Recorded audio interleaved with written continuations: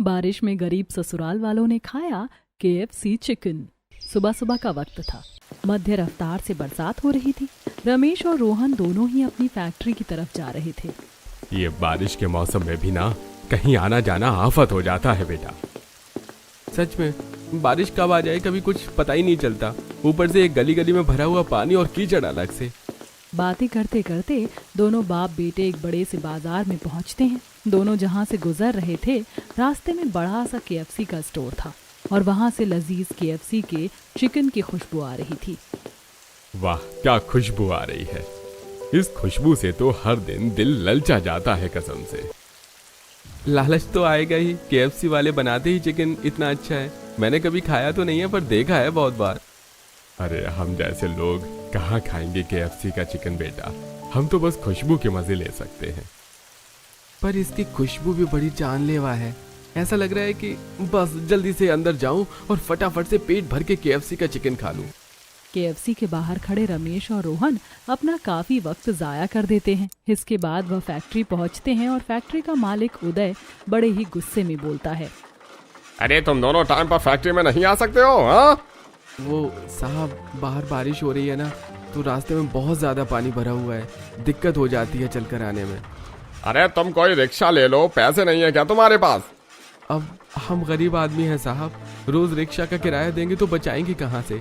अरे ऊपर से तुम दोनों ने अपना हाल क्या बनाया हुआ है। सारे कपड़े मिट्टी में गंदे किए हुए हैं। बाहर इतना ज्यादा कीचड़ है, कितना भी बचा लें कपड़े तो गंदे हो ही जाते हैं। अरे तुम दोनों से तो बकवास करना ही बेकार है। अगर कल से तुम दोनों लेट आए ना तो मैं तो तुम्हारी तनख्वाह काट लूंगा। और जाओ अब जाकर काम पर लग जाओ। मालिक से डांट फटकार खाने के बाद रमेश और रोहन अपने काम पर लग जाते हैं। शाम होती है और तब भी बारिश हो रही थी। रमेश और रोहन भीगते हुए घर पहुंचते हैं जहां दोनों बच्चे, मैं नहीं खाऊंगा ये दाल चावल। मैं भी नहीं खाऊंगी, रोज रोज यही खाते हैं हम। मेरा मन भर गया है खा खा के ये सब। खा लो बेटा, पेट भरने के लिए जो मिल जाता है वो बहुत अच्छा होता है। नहीं खाना। अरे हर कोई पकौड़े खा रहा है, कचौड़ी खा रहा है, बारिश के मौसम में पराठे खा रहा है और हम रोज रोज वही दाल चावल। मुझे दाल चावल को देख देख कर अब उल्टी आने लगी है। मुझे नहीं खाने, हटाओ इनको। बच्चों ऐसे नहीं करते, चुपचाप खाना खा लो। हाँ, कितनी बार तुम्हें समझाया है कि खाने को लेकर जिद मत किया करो। बेचारे बच्चे मन मारकर जैसे तैसे दाल चावल खा लेते हैं और बाकी सभी लोग भी खाना खाकर सो जाते हैं। अगले दिन बच्चे गली में खेल रहे थे, तभी वहाँ पर दो अमीर पड़ोसी बच्चे आते हैं। अरे तुम दोनों क्या खेल रहे हो? कुछ नहीं, हम तो टीवी टावर खेल रहे हैं। तो मैं और सोनम भी खेलेंगे तुम्हारे साथ टीवी टावर। ठीक है, तो फिर आ जाओ, चलो खेलना शुरू करते हैं। सभी बच्चे आपस में टीवी टावर खेलना शुरू कर देते हैं। कुछ देर बाद अमीर बच्चों की दादी उर्मिला उनके पास आती है। अरे बच्चों, तुम्हारा खेलना हो गया है तो घर चलो, मैंने तुम्हारे लिए KFC का चिकन मंगाया है। अरे वाह, आप सच कह रही हैं दादी? KFC का चिकन, मजा आ जाएगा आज तो। इतना अच्छा मौसम, ऊपर से इतना अच्छा खाना, दिल खुश हो गया। आज तो जुबान की बल्ले बल्ले हो गई। तुम दोनों जल्दी से घर आ जाओ, मैं तब तक चिकन निकाल कर थाली में रखती हूँ। उर्मिला वहाँ से चली जाती है और सोनू और गुड़िया सोनम और राजू से पूछते हैं, ये KFC का चिकन क्या होता है? हमने कभी नहीं सुना। अरे तुम दोनों को भी इतना नहीं पता? अरे KFC का चिकन बहुत ज्यादा स्वादिष्ट होता है, एकदम कुरकुरा सा, और उसके साथ चटनी भी मिलती है, बड़ी स्वाद। खाकर तो मजा ही आ जाता है। हम तो जा रहे हैं खाने के लिए। बिल्कुल, चलो चलो जल्दी चलते हैं, फिर कभी साथ में खेलेंगे। राजू और सोनम की बात सुनकर अब गुड़िया और सोनू का दिल भी ललचा जाता है और दोनों खेलना छोड़कर घर जाते हैं और अपनी बुआ से कहते हैं, बुआ हमें KFC का चिकन खाना है। वो हाँ, बहुत ज्यादा स्वादिष्ट होता है। KFC का चिकन, ये क्या होता है? मैंने कभी नहीं सुना। तुम कहाँ से रोज नई नई चीजें सुनकर आ जाते हो और फिर खाने की डिमांड करने लगते हो, और तुम्हें कैसे पता स्वादिष्ट होता है? तुमने कभी खाया है? नहीं माँ, सोनम और राजू ने हमें बताया। आज उनकी दादी ने उनके लिए KFC का चिकन मंगवाया था। सोनम कह रही थी वो बहुत ज्यादा लजीज होता है। उसकी बातें सुनकर ही मेरे मुंह में पानी आ गया, मुझे वही चाहिए। अरे बच्चों, पता नहीं बाजार में क्या कुछ आता रहता है। अब सब कुछ उठाकर थोड़ी ना खा लेंगे, और हमने जब कभी सुना नहीं है, देखा नहीं है, वो कैसे खा लें? पर वो बहुत अच्छा होता है, हमें ला दो ना। तुमने खुद कभी खाया है गुड़िया, जो तुम दोनों ऐसे जिद कर रही हो? चलो चुपचाप बैठ जाओ। थोड़ी सी डांट फटकार खाकर सोनू और गुड़िया चुपचाप बैठ जाते हैं और किसी अन्य काम में लग जाते हैं। रात को जब रोहन और सुरेश घर आते हैं तो फिर से उन दोनों का केएफसी का चिकन मांगना शुरू हो जाता है। पापा हमें केएफसी का चिकन ला दो ना, हमें वही खाना है। हाँ एक बार ला दो, बस एक बार, चाहे थोड़ा सा ला दो, हमें बस उसका स्वाद चक्कर देखना है। अरे पता नहीं क्या पट्टी पढ़ा दी है पड़ोस के बच्चों ने इनको, जब से घर आए हैं बस यही बोले जा रहे हैं केएफसी का चिकन। अरे अब इसमें बच्चों की क्या गलती है? केएफसी का चिकन है ही ऐसा कि हर कोई भी दीवाना हो जाए। बिल्कुल सही, और वो सच में बहुत ज्यादा स्वादिष्ट होता है। पर हमने तो कभी देखा तक नहीं है भैया, हमें कैसे पता होगा वो कैसा होता है और कैसा नहीं होता है? और खाने की तो बात बहुत दूर की है। चिंता मत करो बच्चों, एक दिन मैं तुम्हें केएफसी का चिकन जरूर खिलाऊंगा। हाँ बेटा, अभी हाल फिलहाल के लिए घर में जो बना है तुम वही खा लो। कुछ दिनों बाद रोहन के घर पर शर्मा जी, जो कि एक बहुत अच्छे घर से थे, वो एक दावत का इनविटेशन लेकर आते हैं। सुरेश भाई साहब, आप सबको आना है। अरे जी जी, जरूर आएंगे शर्मा जी, आपने बुलाया है तो आना ही पड़ेगा। सब कुछ आपके सामने ही है, हम भी आपके जैसे ही थे, लेकिन आज कहाँ पहुँच गए हैं, पर हमारा दिल और रिश्ता आज भी वही है। बस यही तो मान सम्मान वाली बात है। चिंता मत कीजिए भाई साहब, हम समय पर पहुंच जाएंगे। चलिए ठीक है, मैं चलता हूँ, बहुत सारे काम हैं और भी कई लोगों को अभी न्योता देना बाकी है। शर्मा जी न्योता देकर चले जाते हैं और सभी लोग दावत में जाने के लिए बहुत ज्यादा उत्साहित हो जाते हैं। 2 दिन बाद दावत होती है और सभी लोग तैयार होकर दावत में पहुंचते हैं। तभी रोहन के कानों में ये बात आती है कि दावत में केएफसी का चिकन लगा है। अरे यहाँ पर केएफसी का चिकन लगा हुआ है? सच बोल रहा है बेटा, चल फिर जल्दी से चलते हैं। आज तो मैं केएफसी का चिकन खाऊंगा। भाई जल्दी चल, जल्दी, कहीं खत्म ना हो जाए। अरे बच्चों थोड़ा हौसला रखो, जल्दबाजी में किसी से टक्कर खाकर गिर मत जाना। बच्चे केएफसी के चिकन के पीछे तो ऐसे पागल हो गए हैं जैसे गुड़ के पीछे मक्खी। चल बहू, आज खाकर देख ही लेते हैं कि आखिर ये केएफसी का चिकन होता क्या है। सभी लोग केएफसी चिकन के पास पहुंचते हैं, लेकिन वहां पर चिकन बहुत थोड़ा सा बचा होता है और जो भी होता है उसमें से भी सभी परिवार वाले थोड़ा थोड़ा ले लेते हैं। और अच्छे से दावत खाने के बाद सभी लोग घर आते हैं। मजा आ गया। आहा, क्या चिकन था, मुझे तो अभी भी बार बार मुंह में उसका स्वाद आ रहा है। सच में ही मुझे नहीं पता था कि केएफसी का चिकन ऐसा होता है। ऐसा चिकन तो मैं हर दिन खा सकती हूँ। हमारे बच्चे बिल्कुल सच बोल रहे थे, ये तो लाजवाब है, लाजवाब। देखा, मैंने कहा था ना, ऐसे ही थोड़े ना हम जिद कर रहे थे केएफसी के चिकन खाने की। थोड़ी और बातचीत करने के बाद सभी लोग सो जाते हैं। दिन गुजरते चले जाते हैं और एक दिन पायल घर पर नॉर्मल चिकन बना देती है। अरे बहू, वो केएफसी का चिकन खाने के बाद तो अब मेरा सादा खाने का मन नहीं कर रहा है। सच में भाभी, आप भी वैसे ही चिकन बना दो। वो चिकन तो क्या चिकन था। हाँ माँ, घर पर बना दो ना, फिर पेट भर कर खाएंगे। उस दिन तो बहुत थोड़ा मिला। केएफसी सुनते ही मेरे अंदर कुछ कुछ होने लगता है। अब मैं कहाँ से बना दूं वैसा चिकन? घर में जो कुछ था मैंने तो उससे ही बना दिया। अब यही है, इसे ही आप लोग खा लीजिए।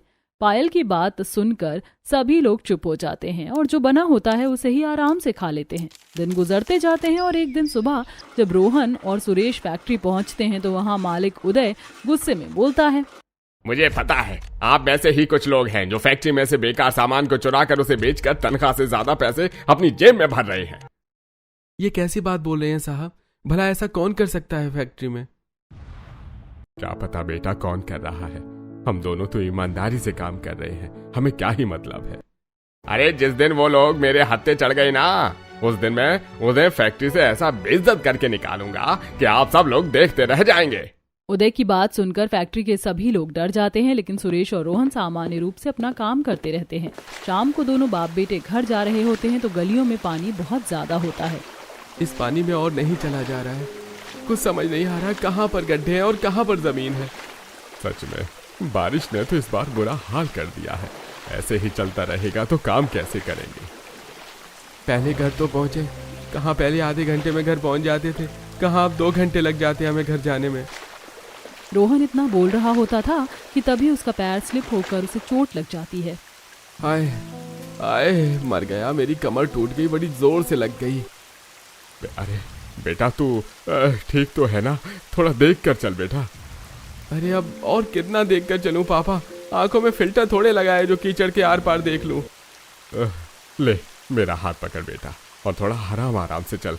घर पहुंचकर तुझे मैं दवाई लगा देता हूँ। दोनों बाप बेटे घर पहुंचते हैं और सुरेश रोहन के गिरने की बात घर वालों को बताता है। ये बारिश तो आफत बन गई है, ना खुद बंद होती है ना हमें कुछ करनी देती है। जी आप लेट जाइए, मैं आपकी पीठ पर मलहम लगा देती हूँ, आपको आराम मिलेगा। हाँ मलहम लगा दो, सुबह काम पर भी जाना है, वरना फैक्ट्री का मालिक तो सुना सुना कर ही खून पी जाएगा। जाने कब इन हालातों से हमें छुटकारा मिलेगा, पर उससे पहले बस मौसम से छुटकारा मिल जाए।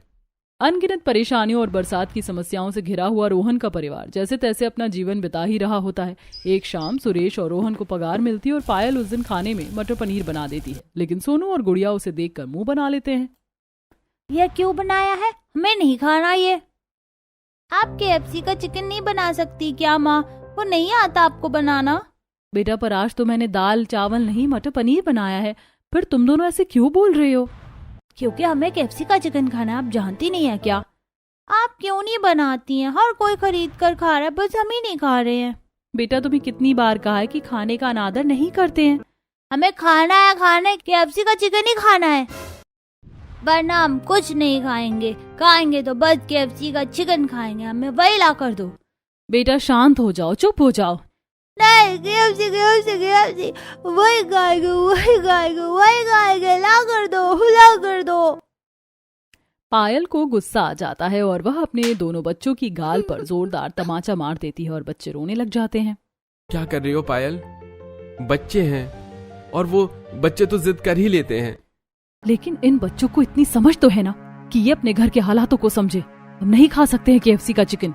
शांत हो जा बहू, इसमें बच्चों की कोई गलती नहीं है। अब कोई चीज अच्छी है तो हर कोई उसके पीछे जाएगा ही। हाँ बहू, बच्चों पर हाथ मत उठा, कोई बात नहीं, जाने दे, माफ कर दे। बच्चों को रोता देखकर अब पायल को बहुत बुरा लगता है और वह उन दोनों को अपने गले से लगाकर बोलती है, अच्छा चलो सॉरी, मैंने तुम पर हाथ उठाया, चलो मैं तुम्हें आइसक्रीम खिलाकर लाती हूँ। मेरे दोनों प्यारे बच्चे आइसक्रीम खाएंगे ना? मैं मैंगो वाली खाऊंगी और मैं दूध वाली खाऊंगा।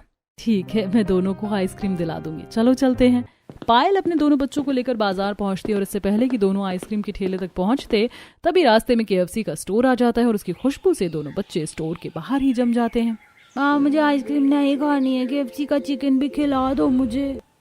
हाँ माँ देखो ना, यहाँ पर तो दुकान भी है, खिला दो ना माँ। लेकिन मेरे पास बस 20 रुपए हैं बेटा, जिसमें तुम दोनों की आइसक्रीम ही आएगी। माँ खिला दो ना, प्लीज खिला दो ना। फिर कभी जिद नहीं करेंगे, खिला दो ना माँ, आज खिला दो बस। चुप हो जाओ, तुम जानते हो मैं अभी ये नहीं खरीद सकती हूँ। मान जाओ ना माँ, चली जाओ ना, ले आओ ना। लगता है बच्चे ऐसे नहीं मानेंगे। एक काम करती हूँ, अंदर जाकर पता कर लेती हूँ कि सबसे सस्ता चिकन कितने रुपए का है, फिर जब पैसे जमा हो जाएंगे तो मैं ले आऊंगी। माँ जाओ ना, अंदर जाकर चिकन लेकर आओ। अच्छा ठीक है, मैं अंदर जाती हूँ, तुम दोनों यहीं रुकना। पायल अंदर जाती है और अंदर का नज़ारा देखकर उसे थोड़ी हिचकिचाहट होती है, जिसके बाद वो काउंटर पर जाती है और बोलती है, यहाँ पर सबसे ज्यादा सस्ता चिकन कितने रुपए का है और उसमें हमें कितनी क्वांटिटी मिलेगी? मैडम 300 रुपए से स्टार्टिंग है, 300 रुपए में आपको 2 पीस, मेरा मतलब 2 टुकड़े चिकन के मिलेंगे। 300 रुपए में 2 टुकड़े तो बहुत ज्यादा महंगा है। पायल खाली हाथी KFC से बाहर आ जाती है और दोनों बच्चे फिर से रोने लगते हैं। आप खाली हाथ क्यों आ गई, बाहर लेकर क्यों नहीं आई? हमें यहाँ खड़ा करके चली गई और चिकन भी नहीं लाई। बोलो ना क्यों नहीं लाई माँ? क्योंकि ये बहुत ज्यादा महंगा है, मैं इसे नहीं खरीद सकती हूँ। चलो घर पर, अगर आइसक्रीम खानी है तो खाओ, वरना अपना मुंह बंद कर लो। अब नहीं खानी आइसक्रीम, रखो आप अपने 20 रुपए अपने पास, चलो घर जाना है हमें। उदास हुए दोनों बच्चे वापस पायल के साथ घर आ जाते हैं और पायल को भी अपने बच्चों का उदास चेहरा देखकर बहुत बुरा लगता है, लेकिन वह उन्हें रास्ते में आइसक्रीम दिलवाती है। ऐसे ही कुछ दिन गुजरते हैं और एक दिन गली में रहने वाले पारुल और सौम्या के यहाँ KFC की डिलीवरी वाले आते हैं। थैंक यू, ये लीजिए आपके पैसे। देख गुड़िया, उनके घर पर KFC आया है। हाँ भैया वही देख रही हूँ। सौम्या की नजर दोनों बच्चों पर पड़ती है। तुम दोनों वहाँ खड़े खड़े क्या घर को देख रहे हो? हमारे KFC के चिकन को नजर लगाओगे क्या? नहीं, हम क्यों नजर लगाएंगे, हम तो ऐसे ही देख रहे थे। अरे मुझे पता है तुम्हारा दिल ललचा रहा है, तुम जैसे भूखे नंगे ने कभी KFC का चिकन नहीं खाया होगा ना। खाया है ना, हमने भी खाया है, हमें पता है ये कैसा होता है। अच्छा, जरा बताना कहाँ पर खाया है तुमने? वो शर्मा अंकल है, उनकी दावत में खाया था। पता था तुम लोग बस फ्री का ही खा सकते हो, खुद की जेब से पैसा खर्च करके तो तुम केएफसी का खाली डब्बा भी नहीं ला सकते हो। पारुल और सौम्या दोनों ही गुड़िया और सोनू की खूब बेइज्जती करते और बेचारे बच्चे आंखों में आंसू लिए अपने घर आते और सारी बातचीत घर वालों को बताते हैं। भगवान, इस गरीबी के चलते मेरे पोता पोती को क्या कुछ सुनना पड़ रहा है।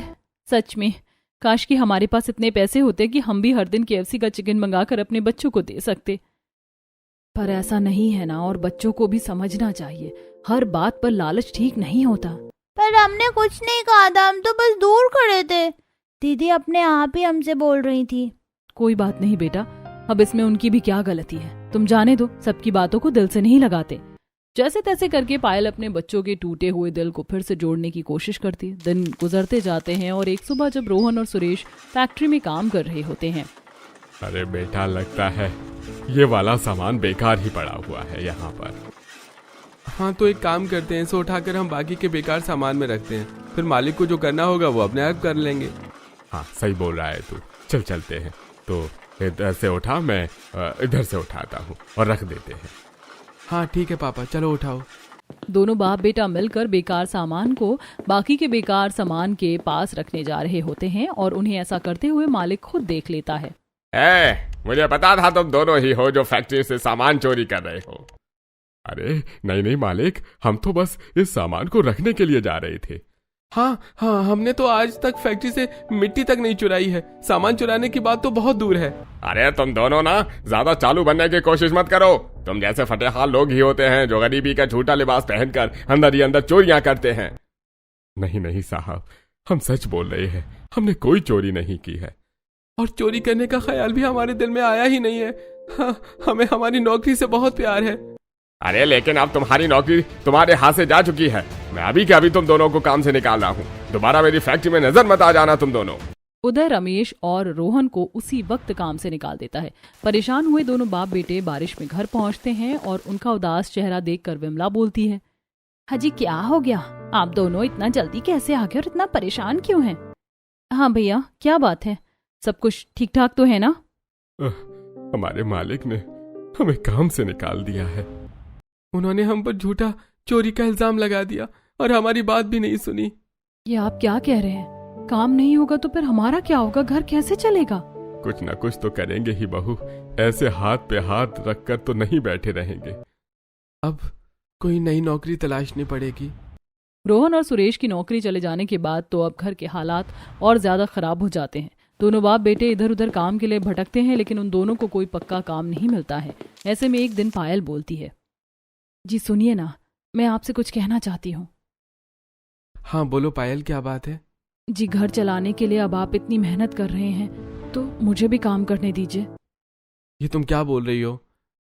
तुम वैसे ही घर का काम करती हो, ऐसे में बाहर का काम भी करोगी? जी कहीं पर झाड़ू पोछे का काम मिल रहा है, 2 पैसे घर में आ जाएंगे तो किसी जरूरत के समय काम आ जाएंगे। ठीक है पायल, मैं तुम्हारी बात भी समझ रहा हूँ। घर चलाने के लिए शायद अब हम दोनों को ही मेहनत करनी पड़ेगी।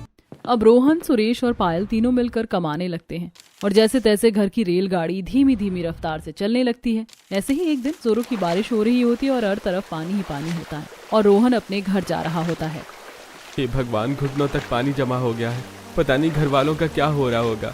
बस घर के अंदर पानी न जाए, इतना शुक्र रखना भगवान। अब जल्दी जल्दी घर जाना होगा वरना पानी और ज्यादा बढ़ जाएगा। रोहन थोड़ी आगे चलता है तो देखता है कि एक गाड़ी बारिश के पानी में फंसी हुई है। ये गाड़ी तो बहुत बुरी तरीके से पानी में फंसी हुई है और लगता है गाड़ी के अंदर भी कोई है। मुझे पास जाकर देखना होगा, शायद किसी को मदद चाहिए। रोहन गाड़ी के पास जाता है तो अंदर एक मनीष नाम का आदमी बैठा होता है जो जोर जोर से शीशे पर हाथ मार रहा होता है। अरे मुझे बाहर निकालो, पानी में फंसने की वजह से मेरी गाड़ी ठंडी होकर बंद हो गई है। अरे मेरा दम घुट रहा है, मुझे बाहर निकालो। साहब चिंता मत करो, मैं आपको बाहर निकालता हूँ, थोड़ा हौसला रखिए। रोहन गाड़ी का शीशा तोड़ने के लिए इधर उधर कुछ देखने लगता है, लेकिन पानी की वजह से उसे कुछ नजर नहीं आता है। मैं क्या करूं? अरे इन साहब को गाड़ी से बाहर कैसे निकालूं? अरे अगर थोड़ी और देर हो गई तो दम घुटने की वजह से ये अंदर ही बेहोश हो जाएंगे। एक काम करता हूँ, हाथ से ही शीशा तोड़ देता हूँ। रोहन जोर से शीशे पर 2-4 मुक्के मारता है और गाड़ी का शीशा चकनाचूर हो जाता है, जिसके बाद रोहन मनीष को सही सलामत गाड़ी से बाहर निकालता है, लेकिन उसका हाथ लहूलुहान हो जाता है। तुम्हारा बहुत बहुत शुक्रिया, तुमने हमारी जान बचा ली, अपनी परवाह किए बगैर मुझे बचा लिया। अरे कोई बात नहीं साहब, ये तो मेरा फर्ज था। लेकिन तुम्हें बहुत ज्यादा चोट लग गई है, चलो मैं तुम्हें डॉक्टर के पास ले चलता हूँ। अरे कोई बात नहीं साहब, मैं अपनी मलहम पट्टी करवा लूंगा। नहीं, तुमने मेरी मदद की है, बदले में मुझे भी तुम्हारी मदद करने दो। मनीष रोहन को लेकर तुरंत ही पास के अस्पताल पहुंचता है और वहां उसके हाथ पर मलहम पट्टी करवाता है। वैसे तुम कौन हो और क्या करते हो, तुम्हारा नाम क्या है? मेरा नाम रोहन है और मैं बस ऐसे ही मजदूरी का काम करता हूँ, किसी पक्के काम की तलाश में हूँ साहब। गरीबी में घर चलाना बड़ा मुश्किल है और ऊपर से बारिश। हाँ, वैसे अगर तुम चाहो तो मैं तुम्हारी मदद कर सकता हूँ। आप सच बोल रहे हैं क्या साहब? हाँ, ये लो, कल तुम इस पते पर आ जाना, मैं तुम्हें काम दूंगा और वो भी बहुत अच्छा। मनीष से वह कार्ड लेकर रोहन अपनी जेब में डाल लेता है, जिसके बाद वह घर आता है और रोहन की चोट देखकर सभी घर वाले डर जाते हैं, जिसके बाद रोहन अपनी और मनीष की मुलाकात के बारे में घर वालों को बताता है। जी, किसी की इतनी भी क्या मदद करनी कि खुद को चोट पहुंचाया जाए। अरे कोई बात नहीं, किसी का भला करने से हमारा भला ही होता है, भगवान भी यही कहते हैं। पर बेटा, इतना ज्यादा भला भी नहीं करना चाहिए। वो तो शुक्र है कि वो इंसान अच्छा था जिसने बदले में तेरी मदद की। हाँ भैया, वरना कोई किसी की फिजूल मदद कभी नहीं करता है। अब देखते हैं, कल उस आदमी ने जिस पते पर बुलाया है वहां पर जाऊंगा, क्या पता कुछ काम मिल जाए। कुछ देर बाद सभी लोग खाना खाकर आराम से सो जाते हैं। अगले दिन रोहन उस कार्ड पर लिखे हुए पते पर पहुंचता है तो वह और किसी चीज का नहीं बल्कि KFC के एक स्टोर का ही पता था। रोहन अंदर जाता है और सामने ही उसे मनीष मिल जाता है। अरे रोहन, आगे तुम्हारा इंतजार कर रहा था। हाँ साहब, मैं आ गया, लेकिन आपने मुझे यहाँ क्यों बुलाया है? यहीं पर तो मैं तुम्हें काम पर लगाने वाला हूँ। ये मेरा ही स्टोर है, ये KFC मैं चलाता हूँ, यहाँ का मैनेजर हूँ मैं। अच्छा, तो इसका मतलब मुझे KFC में नौकरी मिलने वाली है? हाँ, क्यों, क्या हो गया? तुम इतना ज्यादा मुस्कुरा क्यों रहे हो?